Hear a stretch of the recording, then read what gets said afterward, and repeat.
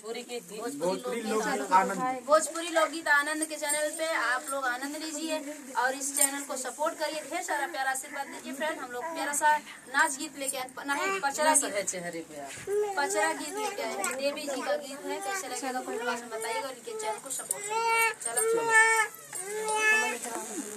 कवन मैया चुनरी ओढ़े, कवन मैया पियरी हो, कवन मैया ना हो, कवन मैया ना करई सोरा हो सिंगरवा हो, कवन मैया ना करई सोरा हो सिंगरवा हो, कवन मैया ना।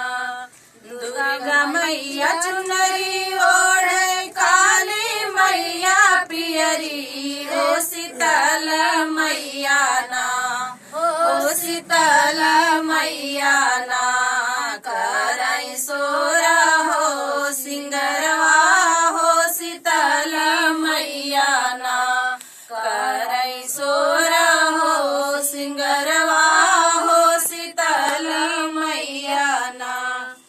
कवन मैया शेर पे, कवन मैया हथिया हो, कवन मैया ना हो, कवन मैया ना करई गदा सवरिया हो, कवन मैया ना करई गदा सवरिया हो, कवन मैया ना।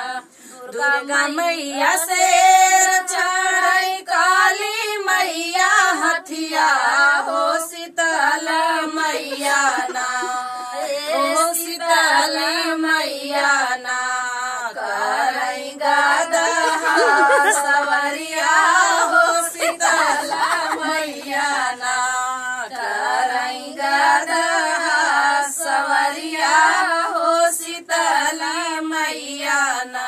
कवन मैया त्रिशूल लेनी, कवन मैया खड़ड़ हो, कवन मैया ना लेली, कवन मैया ना लेली जोड़ा नारियरवा हो, कवन मैया ना। दुर्गा मैया त्रिशूल लेनी, काली मैया खपर हो, शीतली मैया ना जोड़ा नारियर लिहली हो, शीतली मैया ना। कवन मैया गोर बाटी, कवन मैया करिया हो, कवन मैया ना बाटिया गिया के पतरी हो, कवन मैया ना बाटिया गिया के पतरी हो, कवन मैया ना।